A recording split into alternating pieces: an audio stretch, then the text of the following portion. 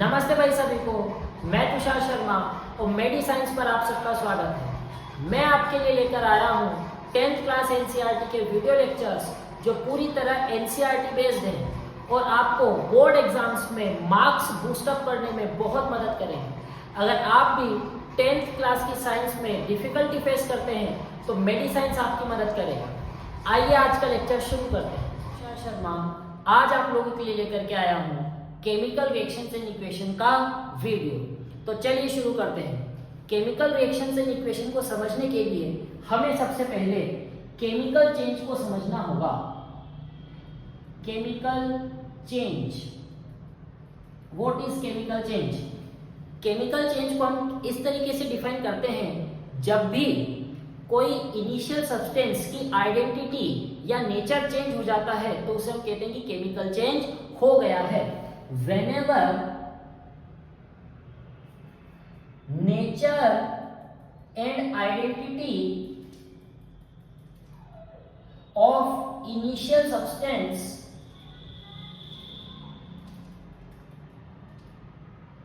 is changed, it is called chemical change। Initial substance की identity और nature change हो जाना चाहिए। जैसे एग्जांपल,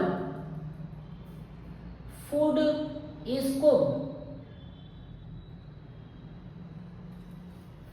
जब हम खाने को पकाते हैं तो कच्चा खाना, रॉ फूड अलग होता है और पकाने के बाद उसकी नेचर और आइडेंटिटी चेंज हो जाती है, वो एक न्यू सब्सटेंस में बदल जाता है। तो हम कहेंगे फूड इज कुक्ड, खाने का पकना एक केमिकल चेंज है, क्योंकि यहाँ पर इनिशियल सब्सटेंस की आइडेंटिटी और नेचर चेंज हो रहा है। दूसरे एग्जांपल की बात करें तो milk is left at room temperature.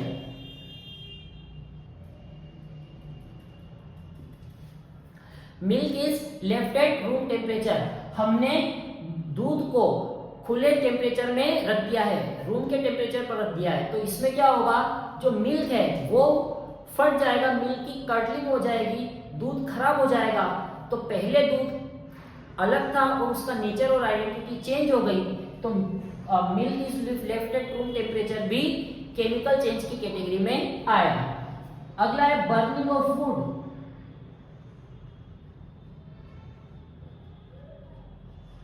Burning of food, लकड़ी का जलना।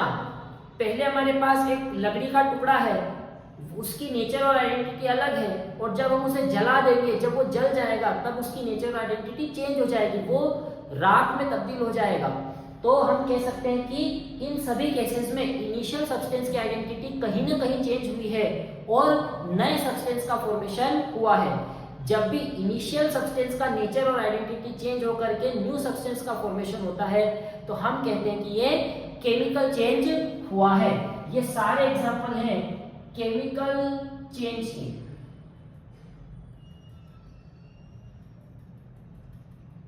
और यही केमिकल चेंज कहलाता है केमिकल रिएक्शंस। जब भी ये केमिकल चेंज होता है तो हम कहते हैं कि केमिकल रिएक्शन हुई है। केमिकल चेंज होने को ही हम केमिकल रिएक्शन का नाम देते हैं। तो यहां से हम कह सकते हैं केमिकल रिएक्शन क्या है, इनिशियल सब्सटेंस से न्यू सब्सटेंस का जब फॉर्मेशन होता है तो हम कहते हैं कि केमिकल रिएक्शन हुई है। अब इस केमिकल रिएक्शन को समझाने के लिए हमारी एनसीईआरटी में कुछ एक्टिविटीज दी हुई हैं। उन एक्टिविटीज को हम एक एक करके पढ़ेंगे और उनको समझेंगे। चलिए, 3 एक्टिविटी हमको करनी है। तीनों एक्टिविटी से हम केमिकल रिएक्शन को बेहतर तरीके से समझ पाएंगे। सबसे पहले एक्टिविटी 1.1, एनसीईआरटी की एक्टिविटी 1.1। एक्टिविटी 1.1 क्या कहती है? Clean a magnesium ribbon by sandpaper. क्या करो, सबसे पहले मैग्नीशियम का रिबन ले लो और इस मैग्नीशियम के रिबन को सैंड पेपर से क्लीन कर लो, सैंड पेपर से घिस लो।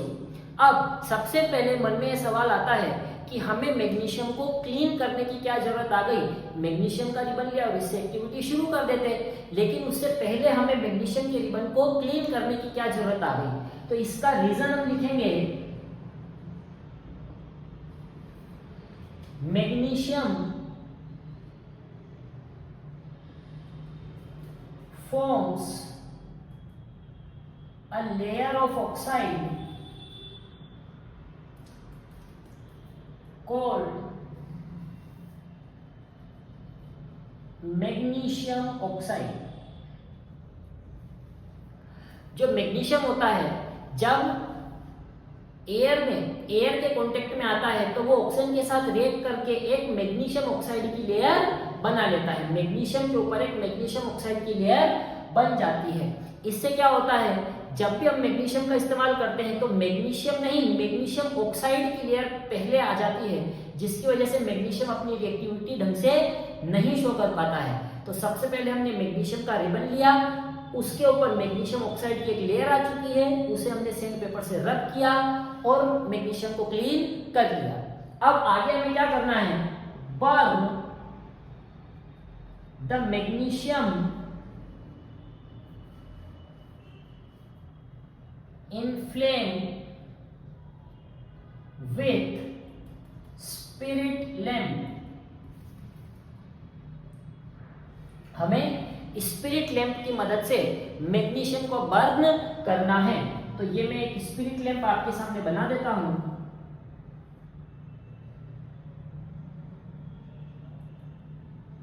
ये मैंने एक स्पिरिट लैंप बना दिया और स्पिरिट लैंप में मैंने मैग्नीशियम को बर्न करना शुरू कर दिया। ये है स्पिरिट लैंप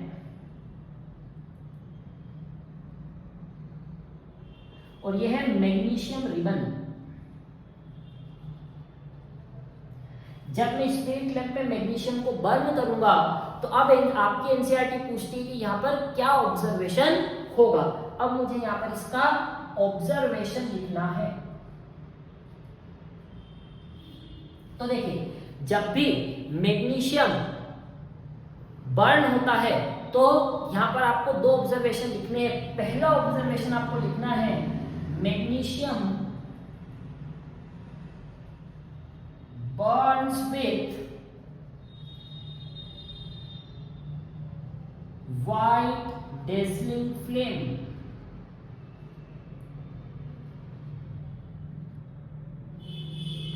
जब स्पिरिट लैंप से आप मैग्नीशियम को बर्न करोगे तो मैग्नीशियम व्हाइट डेजलिंग फ्लेम के साथ जलने लगेगा। डेजलिंग का मतलब होता है चमकदार, फ्लेम का मतलब होता है लो। तो यहां पर जब मैग्नीशियम जलेगा, बर्न होगा, तब सफेद कलर की चमकदार लो के साथ ये जलेगा। दूसरा, जब मैग्नीशियम जलता है तो कुछ पाउडर्ड फॉर्म में एशेस नीचे हमें कलेक्ट होती हैं। ये पेट्री डिश है, ये डिश है, यहां पर कुछ राख जैसा यहां पर हमें मिलता है, ये है एशेस। अब ये जो ऐश है ये मैग्नीशियम ऑक्साइड की बनी हुई है।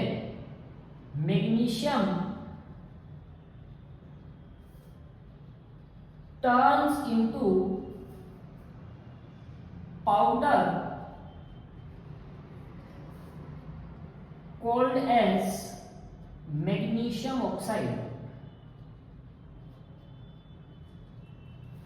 जब ये मैग्नीशियम बर्न होगा ऑक्सीजन की प्रेजेंस में तो मैग्नीशियम और ऑक्सीजन मिलकर के यहाँ पर मैग्नीशियम ऑक्साइड बना लेंगे।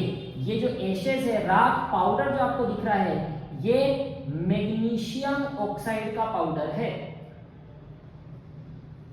तो यहां पर हम कह सकते हैं कि यहां पर दो ऑब्जर्वेशन आएंगी। पहला, मैग्नीशियम बर्न होगा व्हाइट डेजलिंग फ्लेम के साथ, और मैग्नीशियम जब जलेगा तब वो एक पाउडरी सब्सटेंस में कन्वर्ट हो जाएगा, पाउडर में कन्वर्ट हो जाएगा, जिसे हम मैग्नीशियम ऑक्साइड कहते हैं। ये थी आपकी पहली एक्टिविटी जिसे हमने डिस्कस किया है। इसके बाद पहली एक्टिविटी समझने के बाद अब हम दूसरी एक्टिविटी पर चलते हैं। एनसीईआरटी में कुल 3 एक्टिविटीज दी गई हैं। पहली एक्टिविटी कंप्लीट होने के बाद अब हम सेकेंड एक्टिविटी पर चलते हैं, जिसमें लीड नाइट्रेट को पोटेशियम आयोडाइड के साथ रिएक्ट किया जाएगा। एक्टिविटी 1.2 बहुत इंपॉर्टेंट है। ऑब्जेक्टिव में 1 नंबर में 2 नंबर में कहीं से भी इसके ऊपर सवाल आते हैं और हमें समझ में आनी चाहिए। एक्टिविटी 1.2 कहता है add lead nitrate and potassium iodide solution. आप क्या कीजिए, लीड नाइट्रेट और पोटेशियम आयोडाइड के सॉल्यूशन को मिला दीजिए और अब ऑब्जर्वेशन बताइए कि आपको क्या देखने को मिलता है। ऑब्जर्वेशन में हम लिखेंगे, जब आप लीड नाइट्रेट और पोटेशियम आयोडाइड को मिलाते हो तब एक येलो कलर का प्रेसिपिटेट फॉर्म होता है। तो ऑब्जर्वेशन में हम लिख सकते हैं a bright yellow colour precipitate is form. ये हम कैसे कह सकते हैं, अब मैं इसकी रिएक्शन लिख करके आपको दिखाता हूं। लीड नाइट्रेट जो कि PbNO3 होल ट्वाइस होता है, जब आप PbNO3 whole twice lead nitrate में पोटेशियम आयोडाइड को ऐड करते हो तो यहाँ पर डबल डिस्प्लेसमेंट रिएक्शन होगी, जो चैप्टर में आगे मैं आप लोगों को समझाऊंगा। डबल डिस्प्लेसमेंट रिएक्शन होने से PbI2 plus KNO3 lead iodide और पोटेशियम नाइट्रेट का फॉर्मेशन होता है। और ये जो लेड नाइट्रेट है, लेड नाइट्रेट जो यहाँ पर बना है, ये लेड नाइट्रेट येलो कलर का होता है। कौन से कलर का होता है? ये येलो कलर का होता है। ये दोनों कलरलेस लिक्विड होते हैं। ये भी कलरलेस सॉल्यूशन है और ये भी कलरलेस सॉल्यूशन है। लीड नाइट्रेट और पोटेशियम आयोडाइड दोनों कलरलेस सॉल्यूशन हैं और दो कलरलेस सॉल्यूशन के मिलने से लीड नाइट्रेट येलो कलर का प्रेसिपिटेट यहां पर फॉर्म हो रहा है। तो ये ऑब्जर्वेशन और ये वाली रिएक्शन हम इसमें लिख सकते हैं कि जब हम लीड नाइट्रेट और पोटेशियम आयोडाइड को मिलाएंगे तो बनेगा लीड आयोडाइड और पोटेशियम नाइट्रेट। और कलर इंपॉर्टेंट है, PbI2 लीड नाइट्रेट का कलर येलो कलर होता है, जो हमें अच्छे से याद होना चाहिए। ये थी हमारी एक्टिविटी 1.2, एनसीईआरटी की एक्टिविटी 1.2। इस एक्टिविटी को भी ध्यान से हमें समझना है और लिखना है। तीसरी एक्टिविटी हमें दी गई है। तीसरी एक्टिविटी में हमें जिंक की रिएक्शन सल्फ्यूरिक एसिड के साथ करवानी है। एक्टिविटी 1.3। एक्टिविटी 1.3 हमें कहती है कि जिंक के टुकड़े, जिंक के ग्रेन्यूल्स को आप सल्फ्यूरिक एसिड के साथ ऐड कर दीजिए। Add zinc granules with diluted sulphuric acid. हमें जिंक के ग्रेन्यूल्स को सल्फ्यूरिक एसिड के साथ मिक्स करना है और हमें बताना है कि क्या ऑब्जर्वेशन आएगा। हमें ऑब्जर्वेशन देना है। चलिए, तो इसका ऑब्जर्वेशन में हम लिखेंगे, ये मैंने एक बीकर बना लिया है। इस बीकर के अंदर मैं सबसे पहले जिंक ग्रेन्यूल्स को रख दूंगा। ये जो आप देख रहे हैं ये हैं जिंक ग्रेन्यूल्स। इस जिंक ग्रेन्यूल्स में, ग्रेन्यूल्स का मतलब होता है टुकड़े, ग्रेन्यूल्स का मतलब होता है छोटे छोटे टुकड़े। तो मैंने जिंक ग्रेन्यूल्स में सल्फ्यूरिक एसिड ऐड कर दिया है। ये मैंने यहां पर जिंक ग्रेन्यूल्स में सल्फ्यूरिक एसिड ऐड कर दिया है। ये है diluted sulphuric acid, sulphuric acid का फॉर्मूला H2SO4 भी होता है, सल्फ्यूरिक एसिड का फॉर्मूला H2SO4 भी होता है। अब हमने यहां से कोई गैस लीक ना कर जाए इसके लिए यहां पर हमने एक कॉर्क लगा दी है। ये कॉर्क है, लकड़ी का एक टुकड़ा होता है जिसे हम कॉर्क कहते हैं। अब हमें ऑब्जर्वेशन की अब हम बात करें तो जिंक और सल्फ्यूरिक एसिड के बीच में एक रिएक्शन होगी। जिंक जो कि सॉलिड स्टेट में है वो H2SO4 सल्फ्यूरिक एसिड के सॉल्यूशन के साथ रिएक्शन करेगा और जिंक सल्फेट नाम का सॉल्ट बना लेगा और साथ में H2 गैस, हाइड्रोजन गैस निकलेगी। ये जो रिएक्शन है ये डिस्प्लेसमेंट रिएक्शन है, जो कि मैं आगे चल के आपको चैप्टर में पढ़ाऊंगा। जब मैं आपको डिस्प्लेसमेंट रिएक्शन पढ़ाऊंगा तब आपको ये समझ में आएगा कि जिंक और सल्फ्यूरिक एसिड मिलकर के ZnSO4 जिंक सल्फेट और हाइड्रोजन गैस का फॉर्मेशन करते हैं। तो यहां मैं ऑब्जर्वेशन में लिख सकता हूं, on reacting zinc and sulphuric acid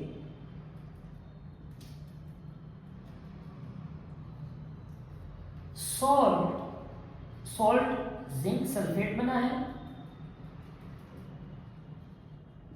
on reacting zinc and sulphuric acid salt and hydrogen gas is form. Zinc और सल्फ्यूरिक एसिड को मिलाने से जिंक सल्फेट सॉल्ट और हाइड्रोजन गैस फॉर्मेशन हुआ है। अब हाइड्रोजन गैस ही बनी है, इसका भी हमें प्रूफ देना होता है कि जो गैस यहां से निकल रही है ये गैस हाइड्रोजन गैस ही है। ये वाली गैस जो है ये हाइड्रोजन गैस ही है। इसका क्या प्रूफ है? तो टेस्ट ऑफ हाइड्रोजन गैस हम यहां पर करेंगे। Test of hydrogen gas, hydrogen gas का अब हम टेस्ट लगाएंगे कि हाइड्रोजन गैस ही यहां से निकली है। अब आपको ये नॉलेज होना चाहिए कि जब भी हाइड्रोजन गैस जलती है, फ्लेम के साथ जब भी हाइड्रोजन गैस को जलाया जाता है तो वहां से पॉपिंग साउंड निकलता है, एक लाउड पॉपिंग साउंड निकलता है। तो ये हाइड्रोजन गैस है, इसके पास में एक कैंडल लेकर के जाऊंगा, कैंडल लेकर के जाऊंगा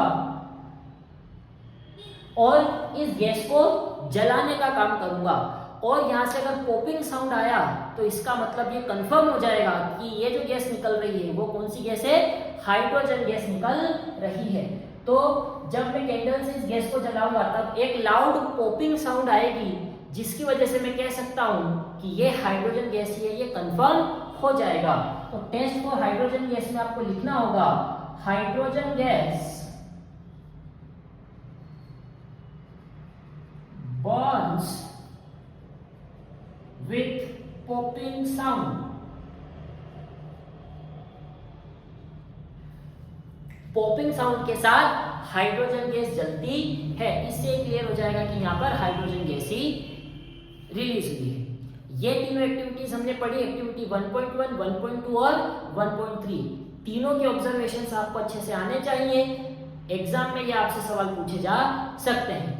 इसके बाद इन तीनों एक्टिविटीज को पढ़ने के बाद और केमिकल रिएक्शन को, केमिकल चेंज को समझने के बाद हम 4 पॉइंट लिख सकते हैं कि केमिकल रिएक्शन में 4 ऑब्जर्वेशंस हमें मिल सकती हैं। उन चारों ऑब्जर्वेशंस को हम एक ही जगह पर लिखने का काम करेंगे।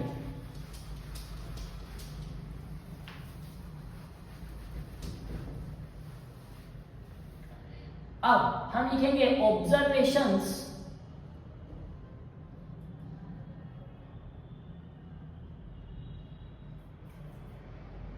in a chemical reaction।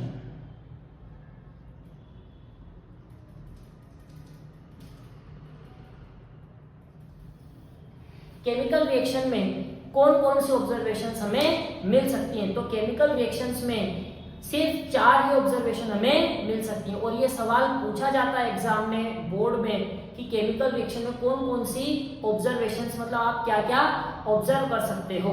तो पहला जो ऑब्जर्वेशन है वो है change in state. Chemical reaction में स्टेट में चेंज आ सकता है। स्टेट मतलब सॉलिड, लिक्विड, गैस, ये 3 स्टेट होती है सब्सटेंसेस की। इन तीनों स्टेट में चेंज आ सकता है। एग्जाम्पल के लिए हमें पता है hydrogen gas,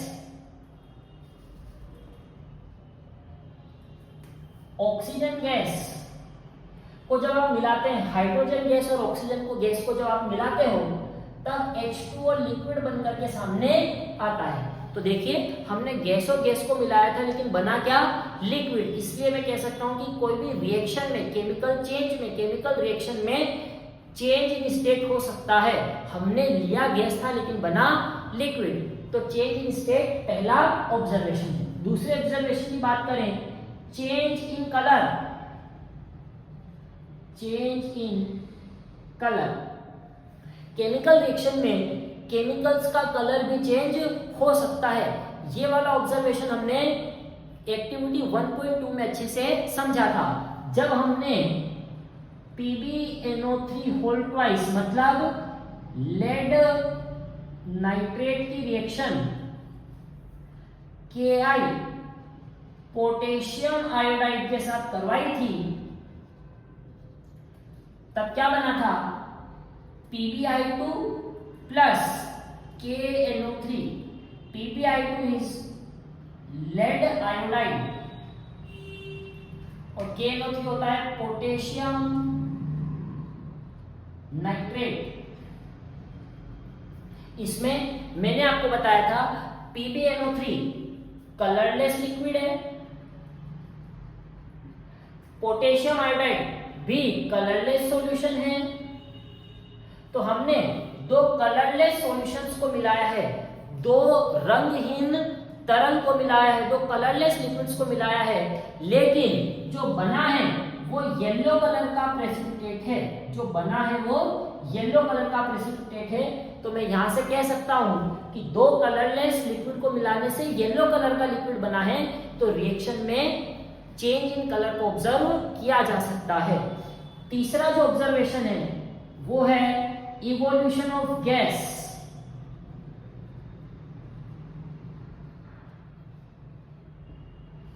evolution of gas, evolution of gas मतलब गैस का निकलना। किसी भी केमिकल रिएक्शन में, किसी केमिकल रिएक्शन के होने की वजह से गैस निकल सकती है, गैस का इवोल्यूशन हो सकता है। जैसे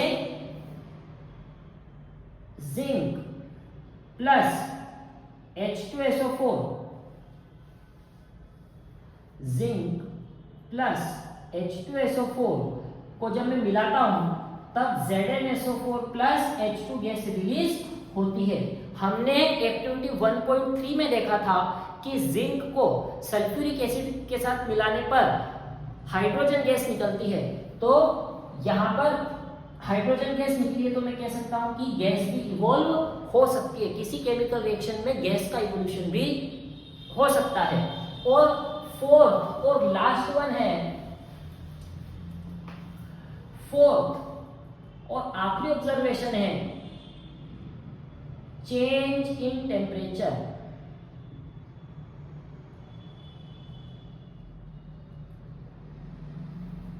चेंज इन टेम्परेचर, टेम्परेचर में भी चेंज आ सकता है। जैसे कि एग्जांपल के लिए मैं आपको बात करूं, बर्निंग ऑफ वुड। वुड को जब आपने बर्न नहीं किया, आप जब लकड़ी को जलाते हो तब क्या होता है, एक तो कार्बन डाइऑक्साइड निकलती है, वाटर बनता है और साथ में हीट रिलीज होती है। जब भी आपने लकड़ी के टुकड़े को जलाया तब बहुत सारी हीट निकलती है। उस हीट के निकलने से टेम्परेचर राइज हो जाता है, इंक्रीज हो जाता है। तो मैं कह सकता हूं कि केमिकल रिएक्शन में टेम्परेचर राइज हो सकता है। ये 4 ऑब्जर्वेशंस थी जो केमिकल रिएक्शंस में हम देख सकते हैं। ये लिखने को आ सकती है, इंपॉर्टेंट है बोर्ड पॉइंट ऑफ व्यू से, तो इसे आप अच्छे से पढ़ें। यहां पर